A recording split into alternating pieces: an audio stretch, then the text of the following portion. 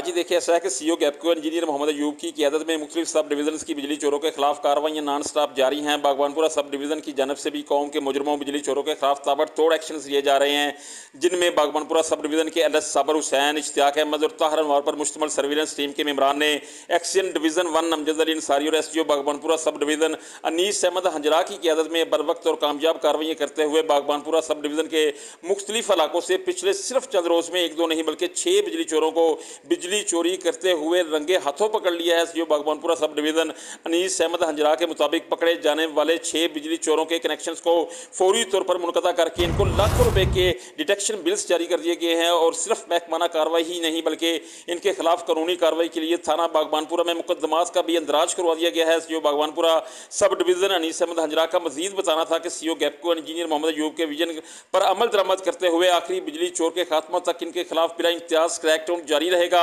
और इस ज़िमन में किसी भी किस्म का कोई भी दबाव हरगिज कबूल नहीं किया जाएगा। SDO बागबानपुरा अनीस अहमद हंजरा ने शहरियों से भी अपील की और कहा कि शहरी भी बिजली चोरी के खिलाफ गैपको के शाना बशाना चलें और अपने इर्द गिर्द बिजली चोरों पर कड़ी नज़र रखें और ऐसे अनासर की इत्तला गैपको की हेल्पलाइन 118 पर देकर एक जिम्मेदार शहरी होने का सबूत दें। जी।